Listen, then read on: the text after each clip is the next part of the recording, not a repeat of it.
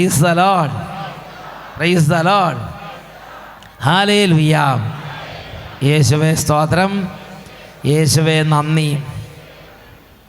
പ്രിയപ്പെട്ട സഹോദരങ്ങളെ, നമ്മൾ ഇന്ന് ചിന്തിക്കുന്നത് നമ്മുടെ കർത്താവിൻ്റെ സഭയെ സ്നേഹിക്കുക എന്നുള്ളതാണ്. കർത്താവായ യേശു ക്രിസ്തുവിൻ്റെ സഭയെ സ്നേഹിക്കുന്നവരെ യേശു സ്നേഹിക്കുന്നു. കാരണം യേശുവും യേശുവിൻ്റെ സഭയും രണ്ടല്ല, ഒന്നാണ്.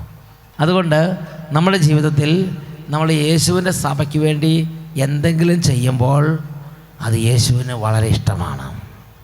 നമ്മൾ യേശുവിൻ്റെ സഭയ്ക്ക് വേണ്ടി ഒന്നും ചെയ്യാതിരിക്കുമ്പോൾ അത് യേശുവിനെ വേദനിപ്പിക്കുന്നു. ഇത് നമ്മൾ മനസ്സിലാക്കണം. ഹഗ്ഗായിയുടെ പുസ്തകം 1-ാം അധ്യായം 9 മുതൽ 11 വരെ തിരുലിഖിതങ്ങൾ. നിങ്ങളേറെ തേടി ലഭിച്ചത് അല്പം മാത്രം, നിങ്ങളത് വീട്ടിലേക്ക് കൊണ്ടുവന്നു, ഞാനത് ഊതിപ്പറത്തി. സൈന്യങ്ങളുടെ കർത്താവ് ചോദിക്കുന്നു, നിങ്ങൾ ഓരോരുത്തരും തൻ്റെ ഭവനത്തെ പ്രതി വ്യഗ്രത കാട്ടുമ്പോൾ എൻ്റെ ആലയം തകർന്നു കിടക്കുന്നത് കൊണ്ട് തന്നെ. അതുകൊണ്ട് ആകാശം നിങ്ങൾക്ക് വേണ്ടി മഞ്ഞ് പെയ്യിക്കുന്നില്ല, ഭൂമി നിങ്ങൾക്ക് വേണ്ടി വിളവ് നൽകുന്നുമില്ല. ദേശത്തിലും മലകളിലും ധാന്യത്തിലും പുതുവീഞ്ഞിലും എണ്ണയിലും ഭൂമിയിൽ മുളയ്ക്കുന്നവയിലും മനുഷ്യരിലും കന്നുകാലികളിലും അവരുടെ അധ്വാനത്തിലും ഞാൻ ദൈവം വരൾച്ച വരുത്തിയിരിക്കുകയാണ്. അപ്പോൾ കർത്താവിൻ്റെ ആലയം തകർന്നു കിടക്കുമ്പോൾ നമ്മൾ കർത്താവിൻ്റെ ആലയത്തോട് താല്പര്യമില്ലാതെ നമ്മുടെ തന്നെ കാര്യത്തിൽ മാത്രം ഒഴുകി ജീവിക്കുമ്പോൾ കർത്താവ് പറയുകയാണ്, നിങ്ങളുടെ എല്ലാ അധ്വാനങ്ങളിലും വരൾച്ച വരുത്തും. അധ്വാനിക്കും, പക്ഷേ കയ്യിലേക്ക് എടുക്കാൻ ഒന്നും ഉണ്ടാവില്ല. നമ്മൾ മക്കളെ വളർത്തും, പക്ഷേ അതിൽ നിന്നൊന്നും എടുക്കാനുണ്ടായില്ല, ഒന്നും കിട്ടില്ല, എല്ലാം പറന്നു പോകും. നമ്മൾ ബിസിനസ് തുടങ്ങും, ഒന്നും എടുക്കാനുണ്ടായില്ല, അവസാനം കുറേ കടബാധ്യതയാവും. ഉള്ള സ്ഥലം കൂടെ വിറ്റ് അതിലേക്ക് കൊടുക്കേണ്ടി വരും. എന്താ കാരണം?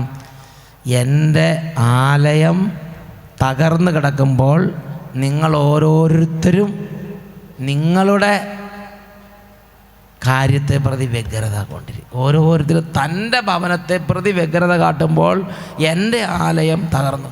കർത്താവിൻ്റെ ആലയം ഏതൊക്കെയാണ്? കർത്താവിൻ്റെ ആലയം 4 എണ്ണമുണ്ട്. 1, നമ്മുടെ ശരീരം കർത്താവിൻ്റെ ആലയമാണ്.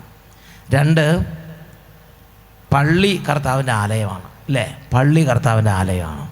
3, സ്വർഗം കർത്താവിൻ്റെ ആലയമാണ്, നമ്മൾ ചിന്തിക്കേണ്ട.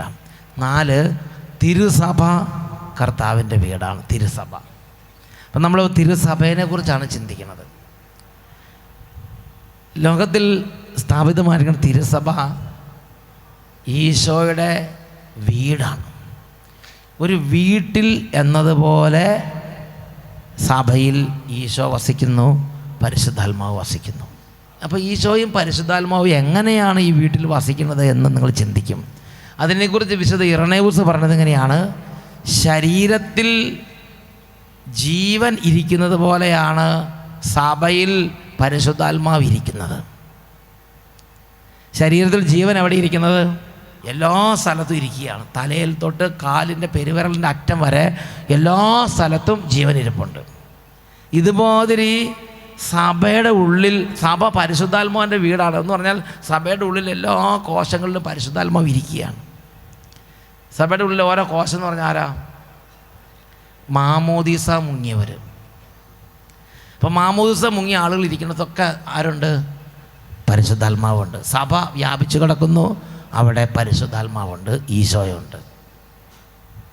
കാരണം പരിശുദ്ധാത്മാവിൻ്റെയും ഈശോയുടെയും വീടായിട്ട് സഭയെ സ്വീകരിച്ചിരിക്കുകയാണ്. അപ്പം അതുകൊണ്ട് ഈ സഭയെ നമ്മൾ എത്രമാത്രം സ്നേഹിക്കുന്നുവോ അത്രത്തോളം ഈശോയെ നമ്മൾ സന്തോഷിപ്പിക്കുന്നു. പ്രിയപ്പെട്ട സഹോദരങ്ങളെ, നമ്മൾ സഭയിൽ ശരിക്കും സജീവമായി പ്രവർത്തിക്കാതെ എന്തുകൊണ്ടാണ്? സഭയിൽ സജീവമായി പ്രവർത്തിക്കാതെ ഇരിക്കുന്നതിന് പല ആളുകൾക്കും പല കാരണങ്ങളുണ്ട്. ഒരു പൊതുവായിട്ട് നോക്കിയാൽ പല വീഴ്ചകളും കുറ്റങ്ങളും കുറവുകളും വരുമ്പോൾ സഭയിൽ സജീവമായി പ്രവർത്തിക്കാതെ ഒരു മന്ദതയിലേക്ക് ആണ്ടുപോകുന്നൊരവസ്ഥയുണ്ട്. അപ്പോൾ നിങ്ങളുടെ ഇടവകയിൽ നിങ്ങളുടെ വികാരിച്ചനൊരു വീഴ്ച വന്നെന്ന് വിചാരിക്കും. അപ്പോൾ അവിടെ ഉള്ള പല ആളുകൾക്കും തീഷ്ണത കുറയും. ഇടവകയിലെ കാറ്റീസം ടീച്ചേഴ്സിൻ്റെ ഭാഗത്തു നിന്ന് കുറച്ച് കുറവുണ്ടായാൽ നിങ്ങളുടെ തീഷ്ണതയെ ബാധിക്കും. അപ്പോൾ സഭയുടെ ഉള്ളിൽ പ്രവർത്തിക്കുന്ന ആളുകളുടെ കുറ്റങ്ങളും കുറവുകളും നമ്മളുടെ ജീവിതത്തെ വിപരീതമായി ബാധിക്കും. അപ്പം നിരവധി ആളുകൾ ആത്മീയ ജീവിതത്തിൽ ഒരു മന്ദതയിലേക്കും മരവിപ്പിലേക്കും പോകാനുള്ള ഒരു കാരണം അവരുടെ ജീവിതത്തിൽ സഭയിലെ പലതരത്തിലുള്ള കുറവുകൾ അവരെ വിപരീതമായി ബാധിക്കുകയാണ്. എന്നാൽ ഞാൻ നിങ്ങളും ഇതിനെക്കുറിച്ച് നന്നായി മനസ്സിലാക്കണം. കുറ്റങ്ങളും കുറവുകളും സഭയിൽ മനുഷ്യരെന്ന നിലയ്ക്ക് മനുഷ്യരുള്ളിടത്തോളം കാലം മനുഷ്യർ വ്യാപരിക്കുന്നിടത്തെല്ലാം മാനുഷികമായ കുറ്റങ്ങളും കുറവുകളും ഉണ്ടാകും. ഉറക്കെ പറഞ്ഞ ഹല്ലേലൂയ. അപ്പം നമ്മൾ എന്ത് ചെയ്യണം? നമ്മളത് മനസ്സിലാക്കണം. ദൈവം എങ്ങനെയാണ് കുറ്റങ്ങളും കുറവുകളും ഉള്ള സഭയോട് ഇടപെടുന്നത്? യേശു എങ്ങനെയാണ് കുറ്റങ്ങളും കുറവുകളുള്ള സഭയോട് ഇടപെടുന്നത്? പരിശുദ്ധാത്മാവ് എങ്ങനെയാണ് കുറ്റങ്ങളും കുറവുകളുള്ള സഭയോട് ഇടപെടുന്നത് എന്ന് മനസ്സിലാക്കണം. പ്രിയപ്പെട്ട സഹോദരങ്ങളെ, സഭയുടെ ചരിത്രം എടുത്ത് പരിശോധിച്ച് നോക്കിയാൽ നമുക്കത് കാണാൻ പറ്റും. പരിശുദ്ധാത്മാവ് സഭയോട് ഒരു വ്യക്തിയോട് എന്നതുപോലെയാണ് ഇടപെടുന്നത്. നമ്മുടെ ജീവിതത്തിൽ കുറ്റങ്ങളും കുറവുകളും ഉണ്ടാകുമ്പോൾ നമ്മളത് കർത്താവേ എന്ന് പറഞ്ഞ് അനുദപിക്കുമ്പോൾ കർത്താവ് അത് ക്ഷമിച്ച് വീണ്ടും എഴുന്നേൽപ്പിച്ച് വീണ്ടും മുന്നോട്ട് നടക്കാൻ ശക്തിപ്പെടുത്തുന്നത് പോലെ സഭയുടെ യാത്രയിൽ, തീർത്ഥാടനത്തിൽ, സ്വർഗത്തെ ലക്ഷ്യമാക്കിയുള്ള സഭയുടെ തീർത്ഥാടനത്തിൽ സഭയുടെ മക്കൾ വഴി കുറ്റങ്ങളും കുറവുകളും ഉണ്ടാകുമ്പോൾ പരിശുദ്ധാത്മാവ് സഭയിലേക്ക് കൂടുതലായി എഴുന്നള്ളി വന്ന് കൂടുതലായി സഭയെ ശക്തിപ്പെടുത്തി വിശുദ്ധീകരിച്ച് ആ തെറ്റുകളും കുറ്റങ്ങളെല്ലാം മാറ്റി ആ കുറ്റങ്ങളിൽ നിന്ന് കുറവുകളിൽ നിന്ന് സഭയെ കഴുകി സഭയെ വീണ്ടും പുതിയ അഭിഷേകം നൽകി മുന്നോട്ട് നയിക്കുകയാണ്. നമുക്ക് 2000 വർഷത്തെ സഭയുടെ ചരിത്രം ഒന്ന് പരിശോധിച്ച് നോക്കാം. 1 മുതൽ 4 വരെയുള്ള നൂറ്റാണ്ടുകളാണ് ആദ്യത്തെ ഒരു ഘട്ടം. 1 മുതൽ 4 വരെയുള്ള നൂറ്റാണ്ടുകളുടെ പ്രത്യേകതയാണ് വലിയ മതമർദ്ദനം. 15ഓളം റോമൻ ചക്രവർത്തിമാർ, 15 ചക്രവർത്തിമാർ 1 by 1 വന്ന് ഈ സഭയെ ഞെരുക്കി. അതിനകത്ത് വളരെ ക്രൂരന്മാരായ ചക്രവർത്തിമാരുണ്ടായിരുന്നു. അതികഠിനമായി ക്രിസ്ത്യാനി ആവുക അല്ലെങ്കിൽ സഭയിലേക്ക് അംഗമാവുക എന്ന് പറഞ്ഞാൽ വലിയ രാജ്യദ്രോഹമായി കണക്കാക്കപ്പെട്ടിരുന്നു. അവരെ അതികഠിനമായ വിധം പീഡിപ്പിച്ചിരുന്നു. അത് നമുക്കറിയാം. അപ്പോൾ ആ കാലഘട്ടത്തിൽ ഞാൻ മനസ്സിലാക്കുന്നത് ഇങ്ങനെയാണ്: കുറേ പേര് വിശ്വാസം സ്വീകരിച്ചെങ്കിലും ഈ ഞെരുക്കവും പീഡനവും കണ്ടപ്പോൾ അത് ഉപേക്ഷിച്ച് പോയിട്ടുണ്ടാവും. പത്രോസ് അപ്പോസ്തലൻ തന്നെ റോമിൽ നിന്ന് മറ്റൊരു സ്ഥലത്തേക്ക് പോകുന്നൊരു രംഗവും നമ്മൾ കേട്ടിട്ടുണ്ട്.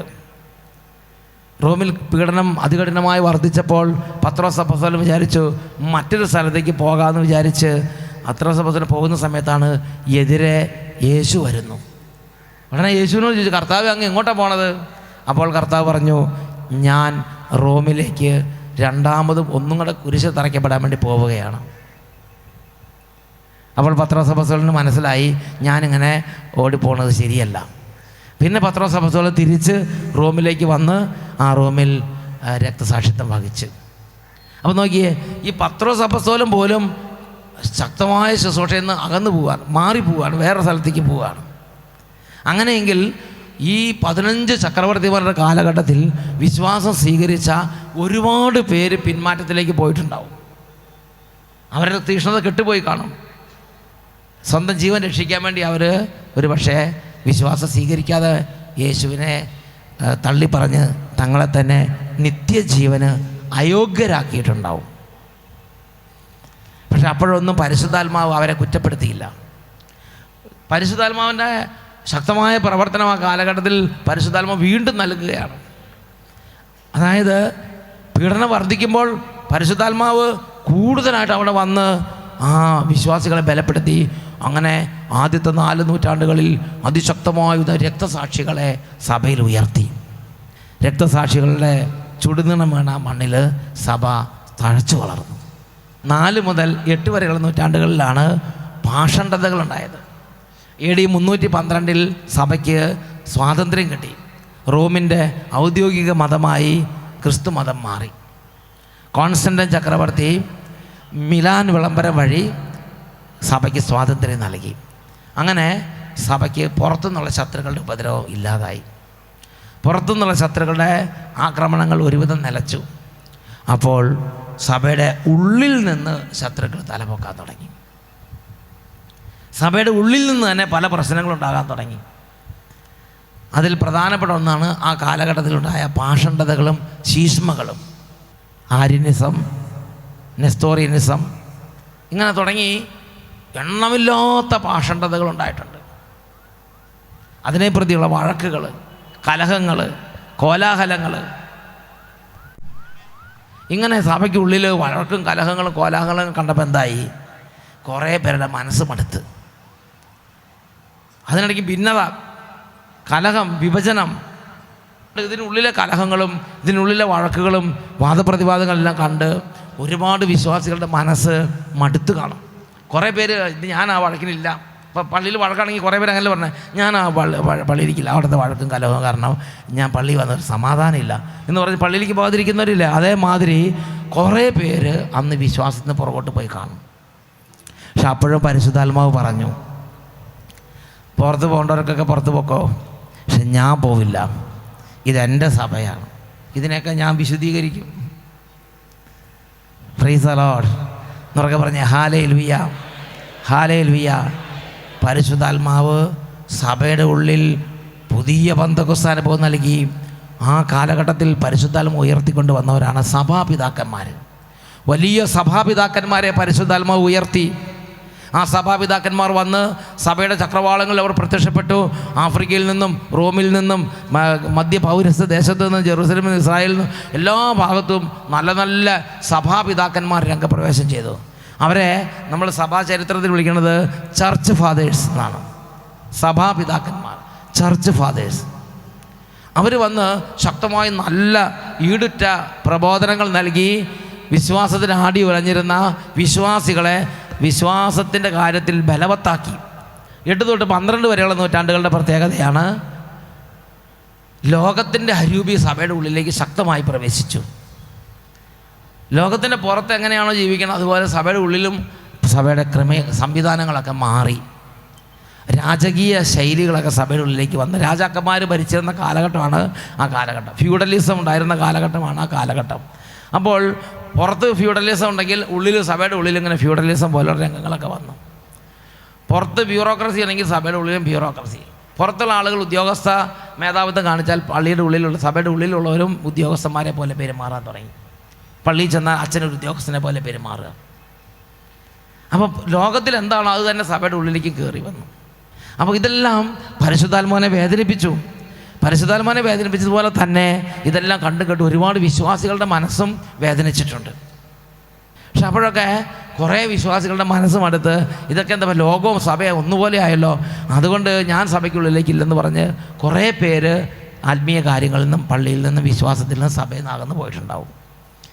പക്ഷേ പരിശുദ്ധാത്മാവ് സഭയെ ഉപേക്ഷിച്ചില്ല.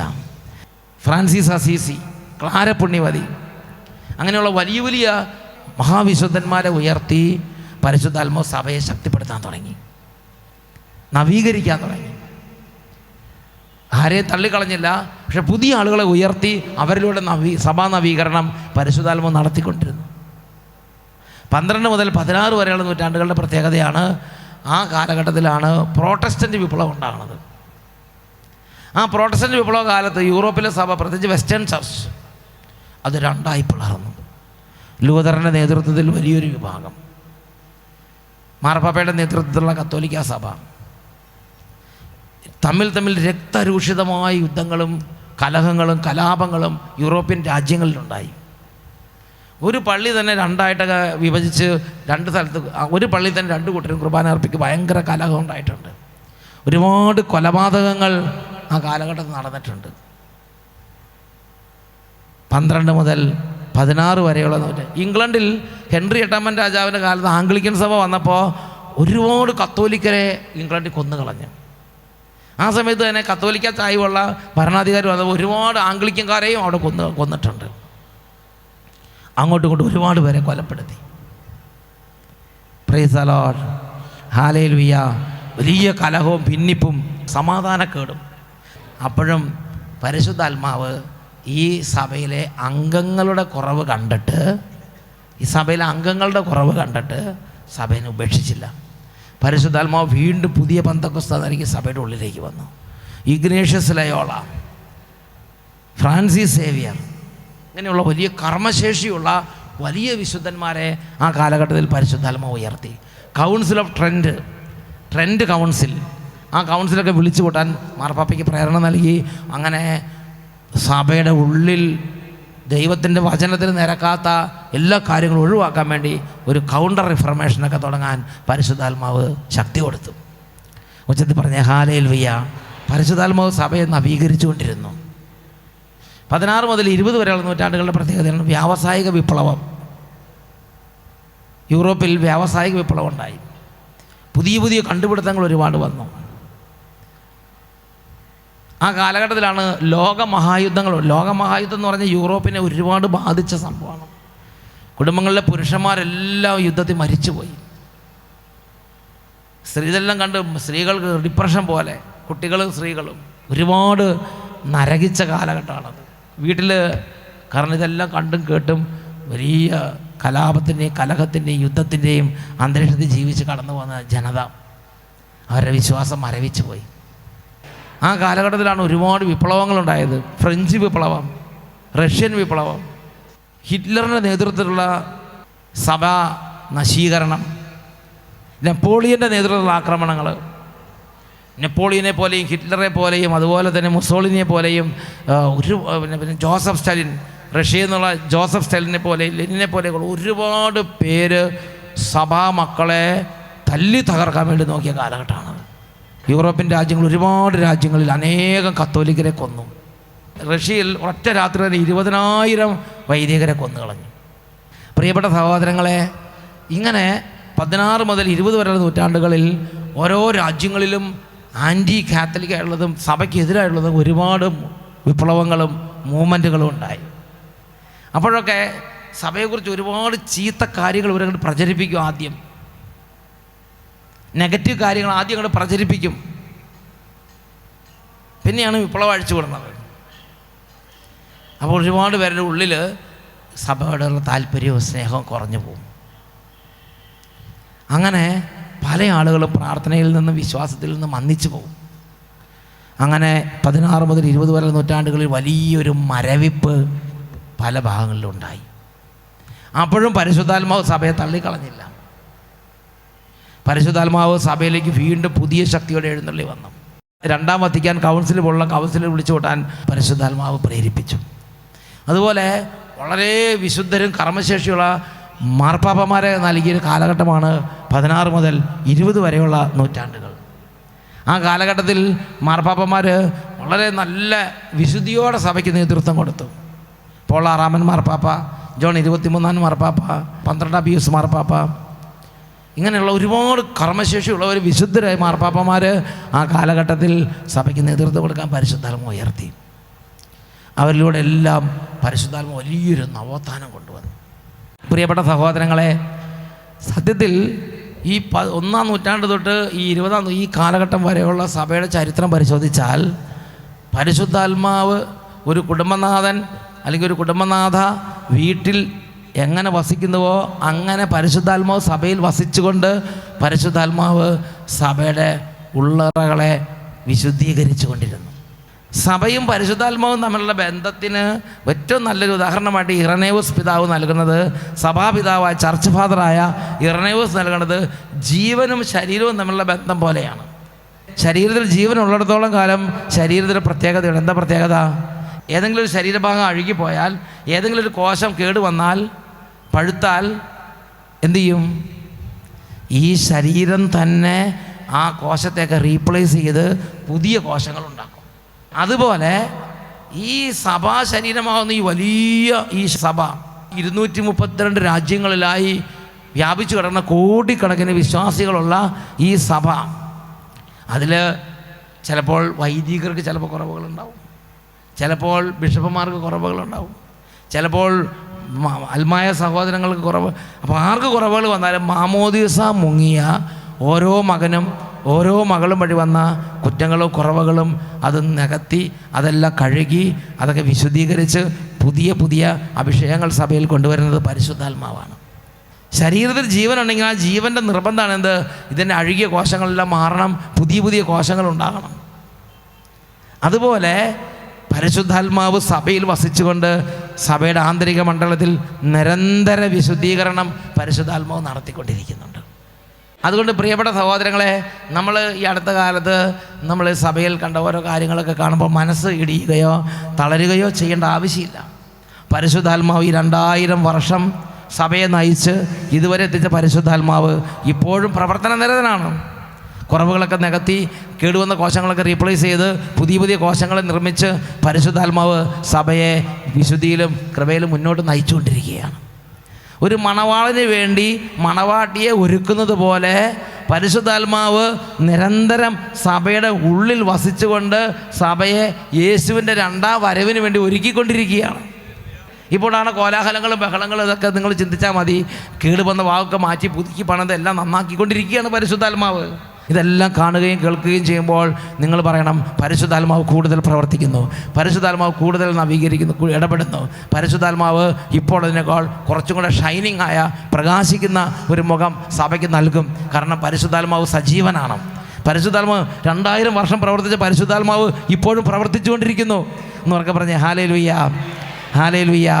അപ്പോൾ സഭയുടെ ഈ 2000 വർഷത്തെ ചരിത്രം എടുത്ത് നോക്കുമ്പോൾ ഒരു വ്യക്തിയോട് ദൈവം എങ്ങനെയാണോ ഇടപെടുന്നത്, ആ വീഴ്ചകളിലും താഴ്ചകളിലും ദൈവം കൂടെ നിന്ന് എഴുന്നേൽപ്പിച്ച് വീണ്ടും ശക്തിപ്പെടുത്തി വീണ്ടും കുളിപ്പിച്ച് വീണ്ടും ഉടുപ്പിടിച്ച് നടത്തണമല്ലേ. കുട്ടികളൊക്കെ കൂടെ അങ്ങനെയല്ലേ, അതിനൊക്കെ വീണ്ടും എഴുന്നേൽപ്പിച്ച് അതിനെ കൊണ്ട് കുളിപ്പിച്ച് അതിനൊക്കെ വീണ്ടും നല്ല വസ്ത്രങ്ങളൊക്കെ മേടിച്ചു കൊടുത്ത് നടത്തണ മാതിരി സഭയുടെ എല്ലാ കാലത്തും സഭയിൽ പരിശുദ്ധാത്മാവ് നിന്ന് സഭയെ വിശദീകരിച്ച് നയിച്ചുകൊണ്ടിരിക്കുകയാണ്. സഭയിലെ വൈദികർക്ക് കുറവുകളുണ്ടാകുമ്പോൾ, സഭയിൽ അൽമായർക്ക് കുറവുകളുണ്ടാകുമ്പോൾ നമ്മൾ അമിതമായി എന്തെങ്കിലും അപ്സെറ്റ് ആകരുത്. കുറ്റപ്പെടുത്തുക, ഉപദ്രവിക്കുക, പരസ്പരം വെറുക്കുക, കുറ്റാരോപണം ചെലുത്തുക, ഇതൊന്നും പരിശുദ്ധാത്മാവിൻ്റെ പ്രവർത്തനമല്ല. ഇന്ന് നമ്മൾ കാണുന്നത് എന്താണ്? അങ്ങോട്ടും ഇങ്ങോട്ടും ചെളി വാരി എറിയുക, അപകീർത്തിപ്പെടുത്തുക. അത് പരിശുദ്ധാത്മാവിൻ്റെ പ്രവർത്തനമല്ല. സഭയെ നവീകരിക്കുന്ന പ്രവർത്തനം അല്ല അത് നിങ്ങൾ മനസ്സിലാക്കണം. അതായത് നിങ്ങൾ ഈ പ്രകൃതി നോക്കിയേ, പ്രകൃതിയിൽ എങ്ങനെ ചേഞ്ച് വരണത്? സമ്മർ കഴിഞ്ഞാൽ ഓട്ടം കഴിഞ്ഞാൽ വിൻ്റർ, ഇതൊക്കെ വരുന്നില്ലേ? എങ്ങനെയാണ് വരുന്നത്? ഇവിടെ വലിയ കോലാഹലോ വാളെടുത്ത് കൊലപാതകം വല്ലതും നടക്കണുണ്ടോ? വലിയ സമരങ്ങൾ നടക്കണുണ്ടോ? ഇപ്പം നമ്മളിങ്ങനെ നോക്കുന്നു, വേനൽക്കാലം പോകുന്നു, മരങ്ങളൊക്കെ വേല കൊഴിയുന്നു, അങ്ങനെ നിൽക്കുന്ന സമയത്ത് മഴക്കാലം എത്തി. കുറച്ച് കഴിയുമ്പം ഈ പൊഴിഞ്ഞ മരത്തിലൊക്കെ വീണ്ടും പുതിയ ഇലകൾ വരുന്നു, പുതിയ പൂക്കൾ വരുന്നു, പുതിയ കായകളുണ്ടാകുന്നു. കുറച്ച് കഴിയുമ്പോൾ വീണ്ടും ഈ ഇലകളെല്ലാം കൊഴിയുന്നു, മരം ഉണങ്ങിയ പോലെ നിൽക്കുന്നു. ഇത് സൈലൻ്റായി പ്രകൃതിയിൽ ഇങ്ങനെ നടന്നുകൊണ്ടിരിക്കുകയാണ്. നമ്മളറിയാതെ തന്നെ ശരീരത്തെ നവീകരിച്ചുകൊണ്ടിരിക്കുന്നുണ്ട്. നിങ്ങൾ വല്ലതും അറിയണുണ്ടോ? നിങ്ങൾക്ക് ക്ഷീണം ഉണ്ടാവും, വൈകുന്നേരം ആകുമ്പോൾ ക്ഷീണം ഉണ്ടാവും, നേരം വെളുക്കുമ്പോൾ നിങ്ങൾ ഫ്രഷായി. അതുപോലെ അഴുകിയ കോശങ്ങളൊക്കെ ഉണ്ടാവും, അതൊക്കെ പരിശുദ്ധാത്മാവ് റീപ്ലേസ് ചെയ്യും. ഇതുപോലെ പ്രിയപ്പെട്ട സഹോദരങ്ങളെ, നമ്മൾ കോലാഹലം നടത്തി, നമ്മൾ ഇംഗ്ലാവ് വിളിച്ച്, നമ്മൾ കൊടിയെടുത്തു അല്ല സഭയെ നന്നാക്കണത്. സഭയെ നന്നാക്കുന്ന റിന്യൂ ചെയ്യുന്ന പരിശുദ്ധാത്മാവാണ്. ഈ 2000 വർഷങ്ങളായി പരിശുദ്ധാത്മാവ് നിരന്തരം കണ്ടിന്യൂസ് ആയിട്ട് ഒരിക്കൽ പോലും വിശ്രമിക്കാതെ കർത്താവിൻ്റെ സഭയെ കർത്താവിന് വേണ്ടി റിന്യൂ ചെയ്തുകൊണ്ടേയിരിക്കുകയാണ്. ആ റിന്യൂവൽ, ആ ഒരു നവീകരണ പ്രക്രിയ അവസാനിക്കുന്നത് യേശുവിൻ്റെ 2ാം വരവോടുകൂടി മാത്രമാണ്. 2ാം വത്തിക്കാൻ കൗൺസിലിന് ശേഷം 2000 ആണ്ട് വരെ 40 വർഷത്തിനുള്ളിൽ 60,000 വൈദികർ തിരുസഭ അല്ലെങ്കിൽ പൗരോഹിത്യം ഉപേക്ഷിച്ച് പോയതായിട്ട് ഒരു ചെറിയ റിപ്പോർട്ട് എനിക്ക് കിട്ടിയിട്ടുണ്ട്. ഹല്ലേലൂയ. കുറേ സിസ്റ്റർമാരൊക്കെ ഉടുപ്പ് ഉപേക്ഷിച്ച് പോയതായിട്ട് നിങ്ങൾ കേട്ടിട്ടുണ്ടാവും. കേരളത്തിലും കുറേ വൈദികർ പോയിട്ടുണ്ട്. പ്രിയപ്പെട്ട സഹോദരങ്ങളെ, ചിലപ്പോൾ ചില സ്ഥലത്തുനിന്ന് ബിഷപ്പുമാർ ചിലപ്പോൾ പോയി കാണും, നമുക്ക് അറിയാൻ പറ്റില്ല. 1-2 ബിഷപ്പൊക്കെ പോയതായിട്ട് പത്രത്തിലൊക്കെ വാർത്ത വന്ന് ഞാൻ കേട്ടിട്ടുണ്ട്. പരിശുദ്ധാത്മാവ് പറഞ്ഞ എങ്ങനെയാണ്? നിങ്ങൾക്ക് പോകണോ പോയിക്കോ, വൈദികർക്ക് പോകണോ പോയിക്കോ, ബിഷപ്പുമാർക്ക് പോകണോ പോയിക്കോ, ആളുകൾക്ക് പോകണോ പോയിക്കോ, നിങ്ങളൊക്കെ എന്നേക്കാൾ കൂടുതൽ വിശുദ്ധന്മാരെല്ലാവരും പോയിക്കോ, ഞാൻ ഈ സഭയുടെ ഉള്ളിൽ തന്നെ നിൽക്കാൻ പോവുകയാണ്. പരിശുദ്ധാത്മാവ് അതാണ് പറയണത്.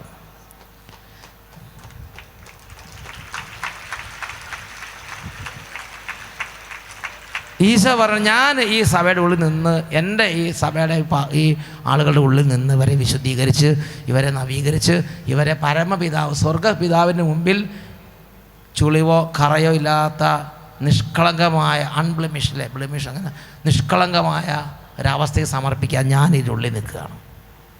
ഓരോ ദിവസവും ഈശോയുടെ ചങ്ക് മുറിച്ചാണ് നമുക്ക് തരണത്. ഓരോ ദിവസവും ഈശോയുടെ ചങ്കിലെ രക്തം തന്നാണ് സഭേനെ വിശദീകരിക്കുന്നത്.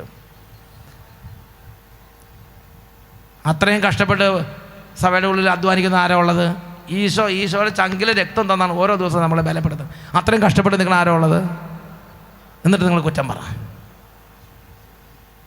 എന്നിട്ട് ആ ഈശോ പറയാണ്, ഞാൻ യുഗാന്ത്യം വരെ എന്നും ഇവിടെ ഉണ്ടായിരിക്കും. എഴുന്നേറ്റ് തന്നെ. സഭയുടെ ചരിത്രം എന്ന് പറഞ്ഞാൽ ഒരു വ്യക്തിയോട് എന്നതുപോലെ തന്നെയാണ് ഈശോ സഭയോട് ഇടപെടുന്നത്. വീഴ്ചകൾ, ഉയർച്ച താഴ്ചകൾ ഉണ്ടായിരിക്കും. ചിലപ്പോൾ ചില കാലഘട്ടത്തിൽ ഒരുപാട് വിശുദ്ധന്മാരുടെ സഭയിലുണ്ടാവും. ചിലപ്പോൾ ചില കാലത്ത് അത്ര വിശുദ്ധന്മാരൊന്നും അതിങ്ങനെ മണ്ണുണ്ണികൾ കുറേ ഉണ്ടാവും. Praise the Lord, hallelujah. അപ്പം നമുക്കതൊന്നും വിധിക്കാൻ പറ്റില്ല. നമ്മൾ കരണീയമായിട്ടുള്ളത് ഈശോയുടെ കൂടെ നിന്ന്, ഈശോയെ ഞാൻ എന്താണ് ചെയ്യേണ്ടത്, ഞാനത് ചെയ്യാം. അസിസി പുണ്യാളം പറഞ്ഞ പോലെ ഞാൻ എന്നെ സമർപ്പിക്കുന്നു, ഞാൻ എന്താണ് ചെയ്യേണ്ടത്, ഞാനത് ചെയ്യാം. മറ്റുള്ളവരെ കുറിച്ച് പറയാൻ ഞാൻ ആളല്ല. Praise the Lord.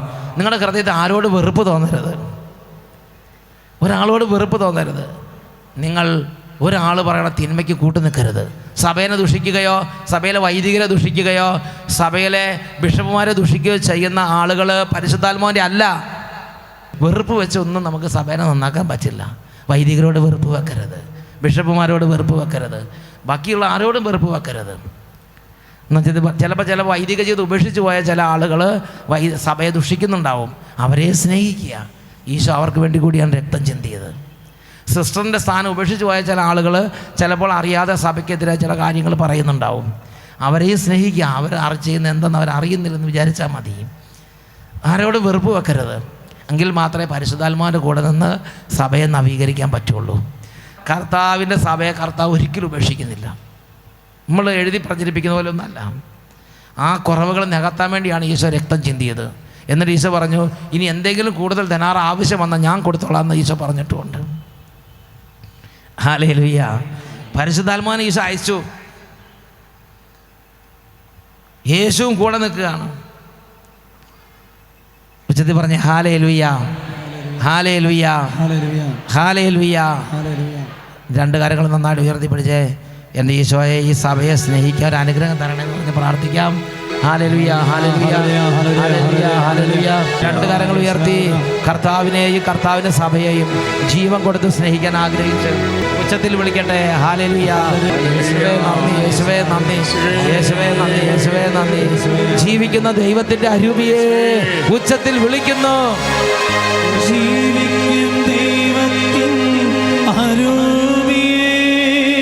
പരിശുദ്ധാത്മാവേ, പരിശുദ്ധാത്മാവേ, ഹല്ലേലൂയ, ഹല്ലേലൂയ, ഹല്ലേലൂയ, ഹല്ലേലൂയ, ഹല്ലേലൂയ.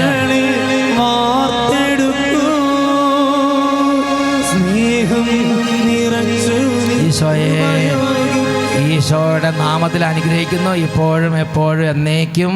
ആമേൻ, ആമേൻ, ആമേൻ.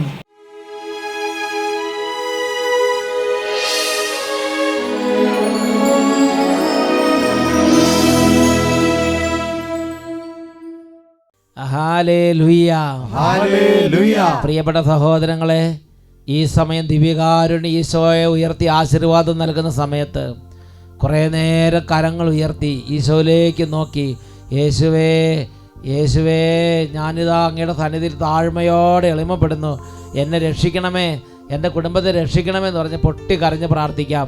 വലിയ കൃപ, വലിയ സൗഖ്യങ്ങൾ, വലിയ അത്ഭുതങ്ങൾ സ്വർഗത്തിൽ നിന്ന് ഈശോയുടെ നാമത്തിൽ വർഷിക്കപ്പെടുന്ന സമയമാണ്.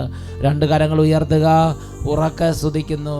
ഹല്ലേലൂയ, ഹല്ലേലൂയ, ഹല്ലേലൂയ, ഹല്ലേലൂയ. യേശുവേ,